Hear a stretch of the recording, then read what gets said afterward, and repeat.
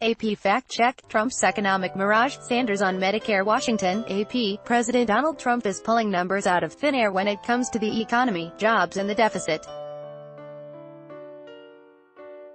He refers to a current record-breaking gross domestic product for the U.S., where none exists, and predicts a blockbuster 5% annual growth rate in the current quarter that hardly any economist sees. Hailing his trade policies in spite of fears of damage from the escalating trade disputes he's provoked, Trump also falsely declares that his tariffs on foreign goods will help erase $21 trillion in national debt. The numbers don't even come close. Ad choice advertising and red invented by Teeds. The statements capped a week of grandiose and erroneous claims by Trump and his critics, including questionable rhetoric from Sen.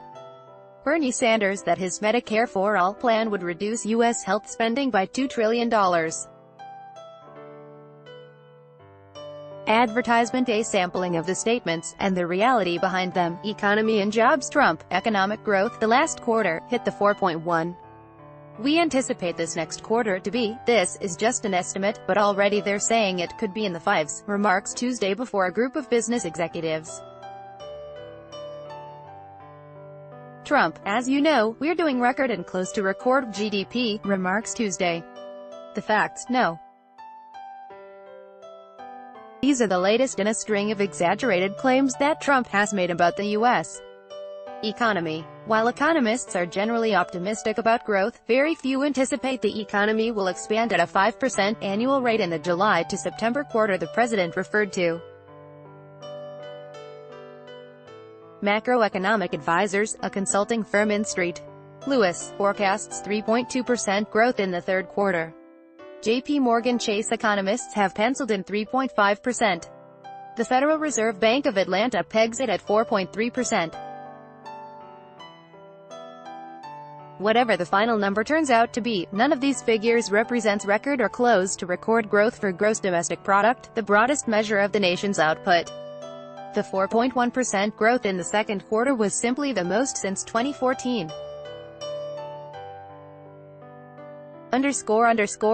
Trump, we've created 3.9 million more jobs since Election Day, so almost 4 million jobs, which is unthinkable, remarks Thursday at prison reform event in Bedminster, NJ. Advertisement. The facts, it's not that unthinkable, since more jobs were created in the same period before the November 2016 election than afterward. It's true that, in the 20 months since Trump's election, the economy has generated 3.9 million jobs. In the 20 months before his election, however, employers added 4.3 million jobs.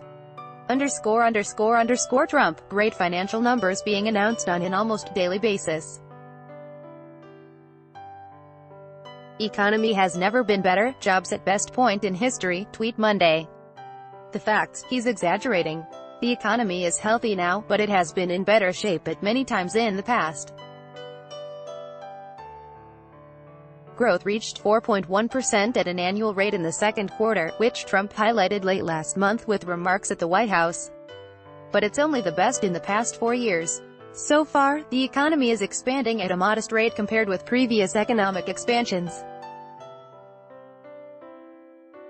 In the late 1990s, growth topped 4% for 4 straight years, from 1997 through 2000. And in the 1980s expansion, growth even reached 7.2% in 1984. It's not clear what Trump specifically means when he declares that jobs are at the best point in history, but based on several indicators, he's off the mark. The unemployment rate of 3.9% is not at the best point ever, it is actually near the lowest in 18 years. The all-time low came in 1953, when unemployment fell to 2.5% during the Korean War.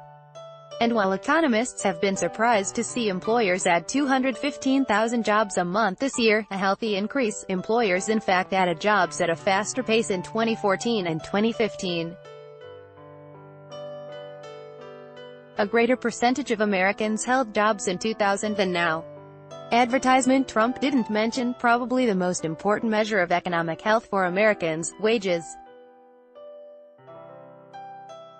While paychecks are slowly grinding higher, inflation is now canceling out the gains.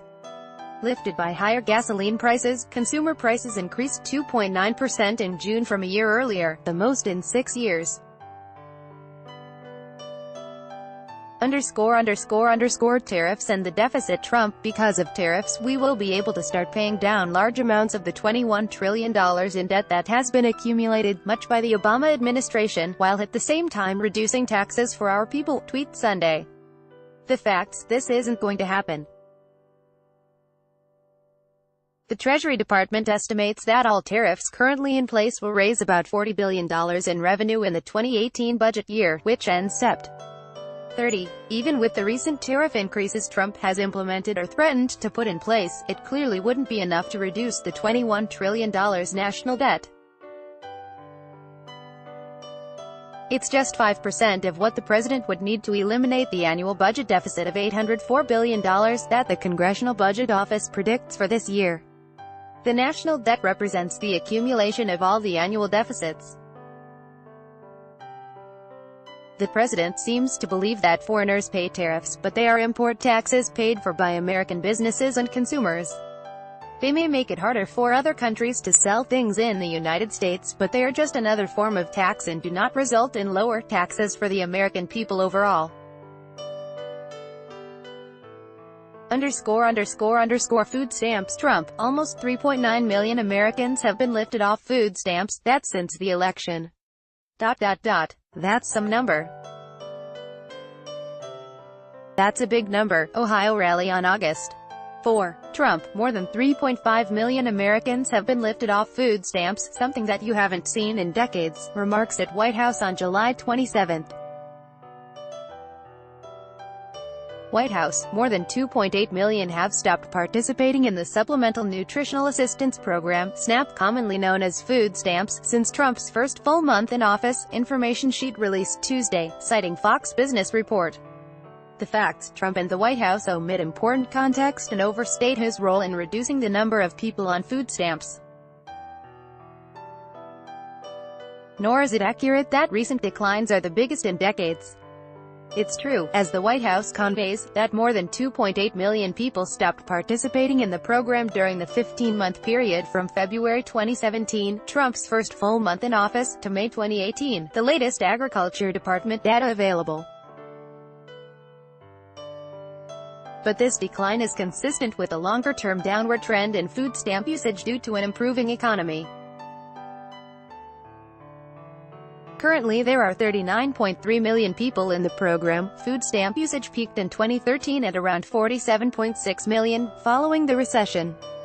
For instance, in the 15-month period before Trump's first full month in office, food stamps declined by 3.3 million, larger than the 2.8 million that dropped off under Trump's watch.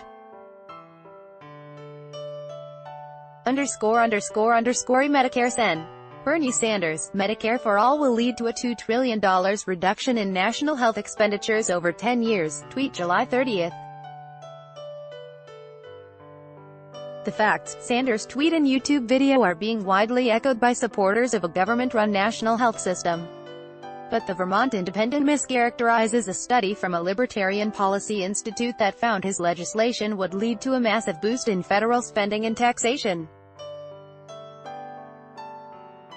The study from the Mercatus Center at George Mason University in Virginia also concluded that Medicare for All is unlikely to produce a dividend for U.S. society in the form of lower total healthcare spending. To get that result would require paying hospitals and doctors much less than they get now and risk putting some out of business.